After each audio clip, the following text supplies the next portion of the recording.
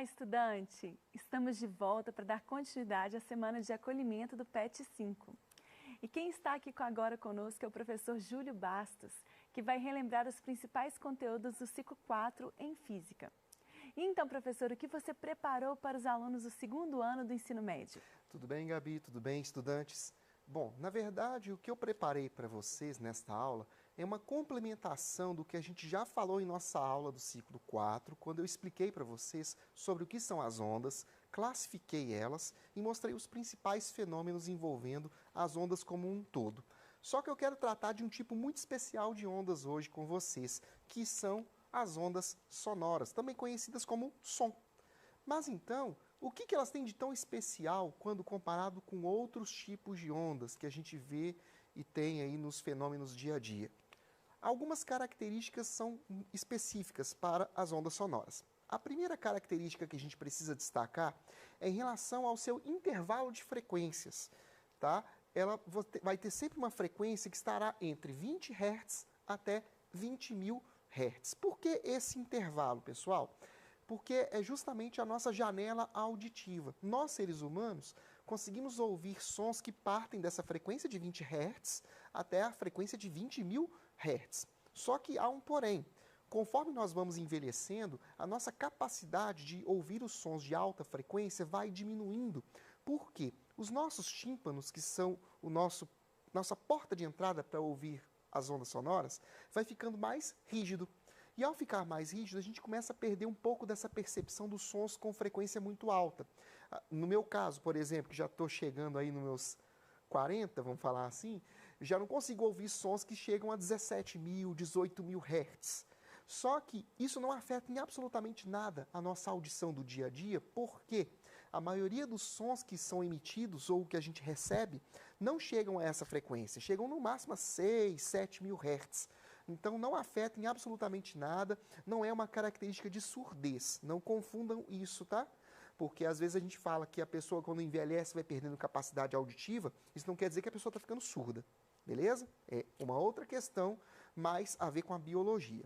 Outro ponto interessante quando falamos de ondas sonoras é em relação à sua classificação. Nós temos aqui uma onda mecânica, pois ela precisa de um meio físico para se propagar, no caso a gente está falando do ar principalmente, e é uma onda longitudinal. Para quem não recorda do que eu falei na nossa aula do ciclo 4, onda longitudinal é aquela na qual direção de propagação e direção de vibração das partículas é paralela, ok?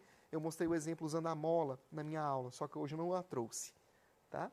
Bom, outra coisa interessante quando falamos do som é em relação à sua velocidade de propagação.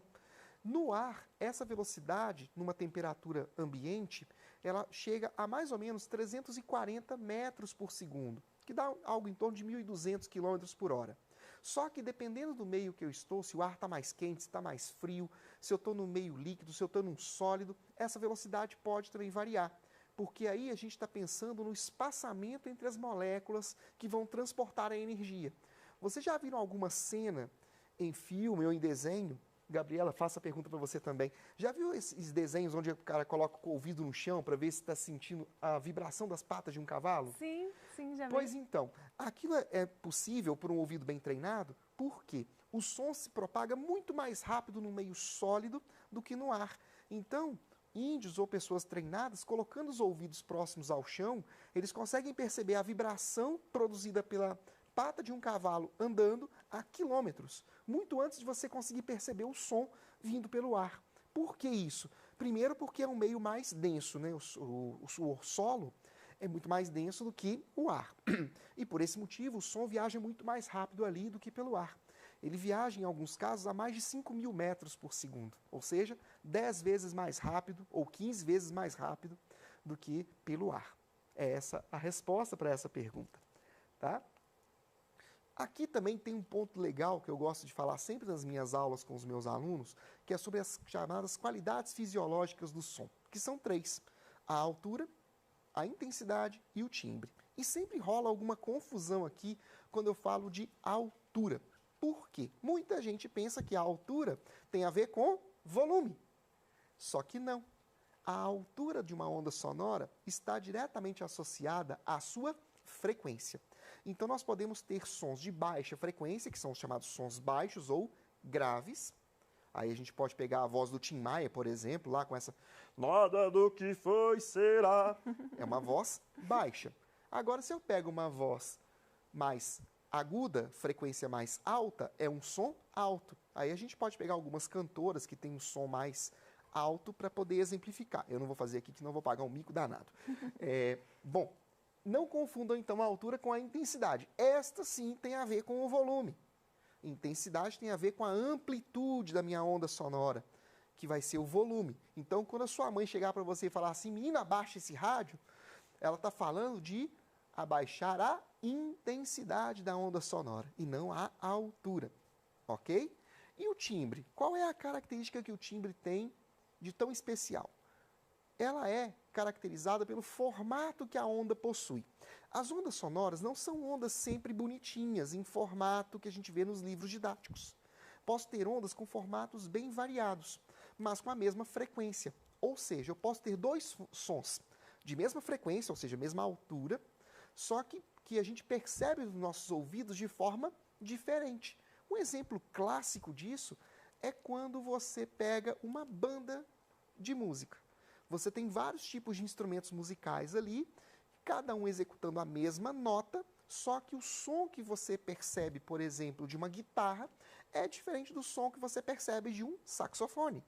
Ou de um piano para um violão, a nota pode ser a mesma, só que o som você percebe de jeitos diferentes por causa do timbre.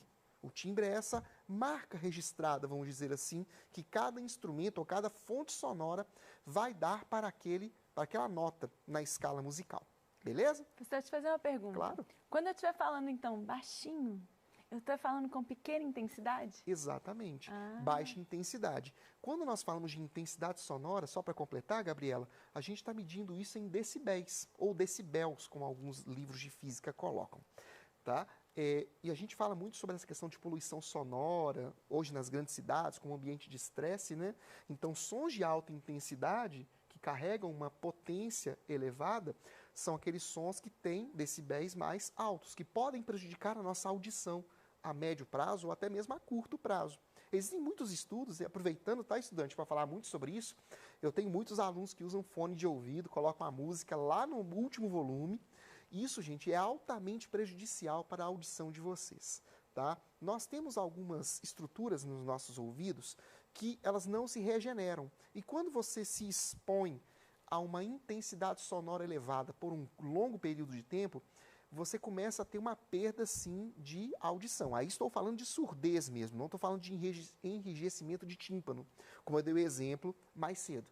E é até um objeto de estudo de segurança do trabalho, que eu estou falando aqui, que diz que muitos jovens que hoje fazem uso do fone de ouvido de forma indiscriminada podem ser futuramente afastados do mundo do trabalho por conta dessa surdez ocupacional. Então, gente, muita atenção, dá uma reduzida no volume da música. Eu sei que é legal ouvir música às vezes no volume alto, mas maneira aí para você preservar a sua saúde. Beleza? Com certeza. Vamos lá. Continuando então, eu quero falar um pouco sobre alguns fenômenos que são específicos das ondas sonoras. Eu já falei um pouquinho sobre eles na minha aula também, no ciclo 4. Então, eu vou tentar agora mostrar para vocês como é que esses fenômenos acontecem especificamente para o som. Então, são estes 7 fenômenos que eu coloquei aqui, né? Reflexão, refração, difração, interferência, batimento, ressonância e efeito Doppler. Ufa, muita coisa, né? Calma, vocês vão ver que não tem nada de tão absurdo aqui e muitas coisas que eu vou falar aqui vocês já conhecem do mundo real. Por exemplo, quando falamos de reflexão do som, o som, assim como qualquer onda ou mesmo a luz, quando encontra um obstáculo, vai bater e vai voltar. No caso das ondas sonoras, essa reflexão ela pode ser usada para explicar 3 tipos de efeitos que a gente tem. O eco, a reverberação e o reforço. Qual que é a diferença desses 3? É o tempo de emissão da onda sonora e o tempo de recepção do eco, ou do som refletido, se a gente for falar assim. No caso do eco, nós estamos falando de um intervalo de tempo que é maior que 1/10 de segundo. Ok? Então, os nossos ouvidos eles não conseguem perceber 2 sons com um intervalo de tempo menor que esse 1/10 de segundo. Não consegue perceber como forma distinta. Então, quando você emite um som e depois de mais ou menos 1/10, 2/10 de segundo, você ouve o mesmo som, aquilo é o eco. Quando você está numa sala, por exemplo, sem nada, sem nenhum móvel, uma sala vazia, e você fala, você ouve às vezes a sua voz voltando. É por conta dessa reflexão que acontece nas paredes, no teto, daquele cômodo. Quando esse tempo de retorno é menor que 1/10 de segundo, nós temos os dois outros fenômenos, que são a reverberação e o reforço. Se esse intervalo for muito próximo de 1/10 de segundo, mas menor, nós temos o reforço, que é uma sensação de que o som não refletiu. Você parece que o som ficou mais longo, foi tipo, fez assim. E a reverberação é como se fosse uma espécie de interferência. O som meio que bate e volta, mas vem atropelando com o outro. Então você sente um certo incômodo. Tá? Vocês já perceberam, vou fazer mais uma pergunta para a Gabriela, já percebeu quando você vai, por exemplo, num teatro, as estruturas sempre tem uma parede que é mais acolchoada, mais forrada, com espuma. Sim. Estúdios de gravação de música, quando a gente vê naqueles clipes, o pessoal fica naquela câmara fechada. É para não acontecer o eco, professor? Para não acontecer a reverberação, para sermos exatos. Porque aí você impede que aconteça esse atropelo de ondas sonoras entre o que você emitiu e o que está sendo refletido pelas paredes daquela estrutura. Então, quando você vai num estúdio de gravação ou quando você vai num teatro, você tem as paredes, tem uma estrutura toda preparada acusticamente para impedir esses efeitos, para que você tenha uma experiência mais interessante com aquele espetáculo que você foi assistir. Estão entendendo, gente? Então, como eu disse, são coisas que você já vê no dia a dia, que às vezes você não sabe o porquê, mas agora eu vou explicando pouco a pouco como as coisas funcionam. Tá bom? Continuando, gente, olha, vou falar agora da refração. A refração, normalmente, ela é muito associada à luz, porque é aquela observação que a gente faz de um objeto que parece que ficou quebrado quando está mergulhado em um copo com água. Ou quando você olha dentro de uma piscina, parece que o corpo da pessoa ficou achatado. No caso do som, a refração ela também pode acontecer. Só que aí a gente vai ter uma percepção um pouco diferente. O som parece que vai desviar-se quando ocorre uma mudança de meio de propagação, no caso se eu passo do som do ar para a água, ou se eu tenho regiões onde o ar tem temperaturas diferentes. O que acontece normalmente, pessoal? Quando você pega o solo e tem um dia muito quente, um dia muito ensolarado, aquele ar que está próximo ao chão, ele tem uma temperatura um pouco maior do que o ar que está um pouco acima. Por quê? O solo também absorve energia térmica. Então você tem uma temperatura do ar aqui embaixo maior do que aqui. Então, se você usa um apito, como é mostrado aqui, ó, no caso uma corneta usando para tentar chamar a atenção de um cachorro, se a temperatura do ar aqui for diferente, olha o que acontece com o som. Ele sofre um desvio. Ó. O ar morno está aqui embaixo, e o ar frio em cima, então a onda se desvia para cima, provocando o cachorro continuar lá quietinho, né? Agora, se eu inverter essa posição do ar quente com o ar frio, olha o que acontece. Agora o som da minha corneta desviou para baixo, e aí acordou o cachorro que estava lá dormindo. Né? Então, só para vocês sacarem que a refração, ela embora seja muito mais comentada, quando se fala de luz, a gente tem a refração também para o som. Difração.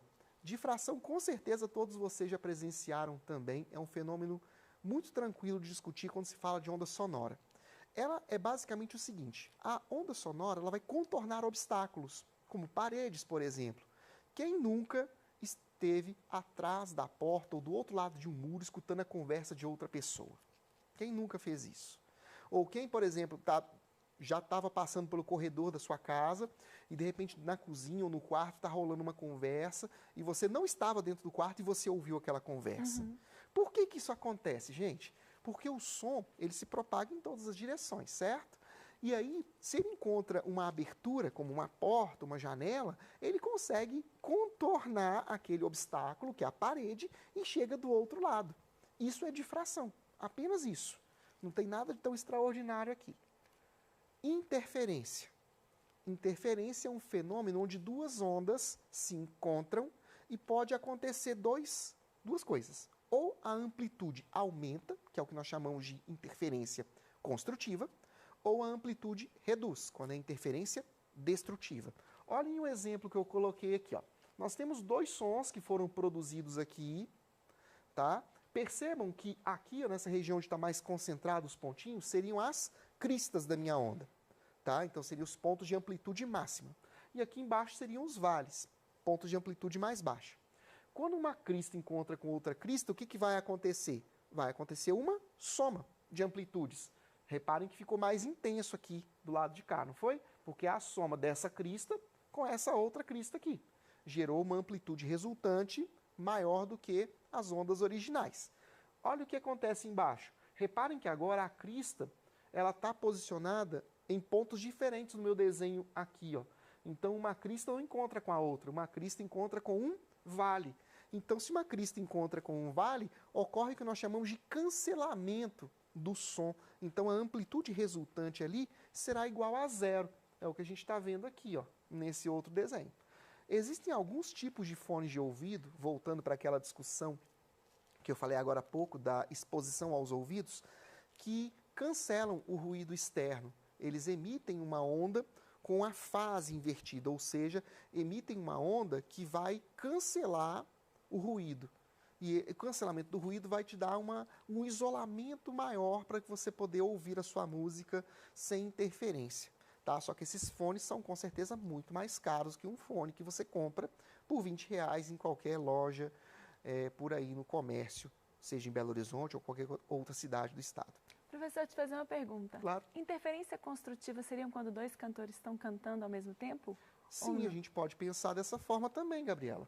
Quando dois cantores estão usando a sua voz de forma afinada e você não percebe uma distinção, podemos dizer que é uma interferência construtiva, sim. Uhum. Né? Agora, se duas pessoas começam a cantar fora do tom, fora do ritmo, por isso né? que fica aquela coisa esquisita, né? Aí não é bem uma interferência destrutiva porque o som não se cancela, né? Mas é uma coisa que fica esquisita pra caramba, não fica legal, né, gente? Não é uma experiência agradável, né?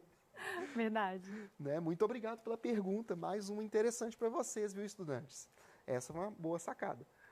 Gente, batimento. O batimento, ele é um caso muito particular de interferência.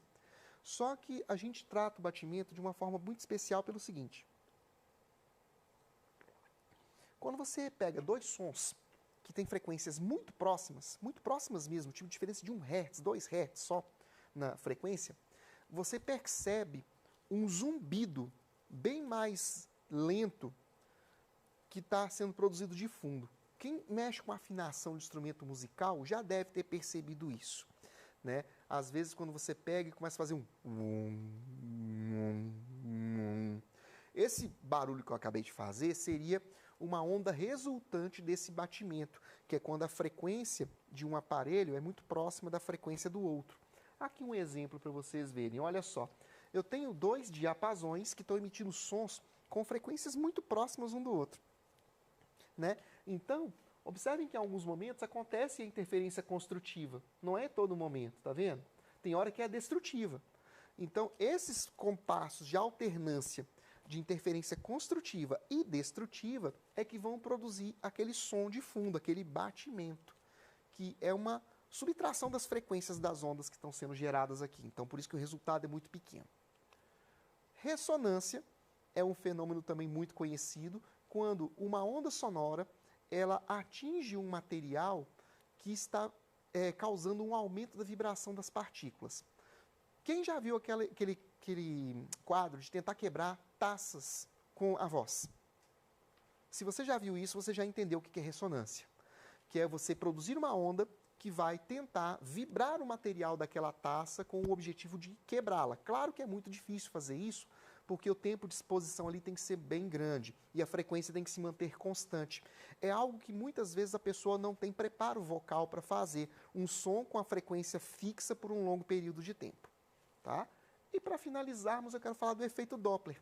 Outro também que vocês já conhecem do dia a dia.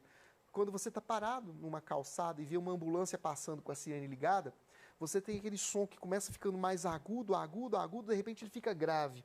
Isso acontece porque está havendo ali uma variação da frequência aparente do som que chega aos seus ouvidos. Algo mais ou menos como está aqui, ok? Nesse desenho. Observem que aqui, ó, O som, quando a ambulância se aproxima, vai ficando com a frequência mais alta, o som fica mais agudo e depois subitamente ele fica mais grave. Um exemplo extremo que a gente pode pensar nisso aqui seria a quebra da barreira do som. Quando o som ultrapassa, a velocidade de uma fonte ultrapassa a velocidade do som, ocorre aquele estrondo, que é a quebra. Tá? Gente, eu vou finalizar por aqui. Eu sei que tem muitas coisas interessantes que a gente pode discutir dentro dos fenômenos com o som. Eu agradeço demais pela atenção de vocês aí do outro lado da tela que estão me assistindo. Estudem e qualquer dúvida estou aqui para ajudá-los. Bons estudos e até a próxima!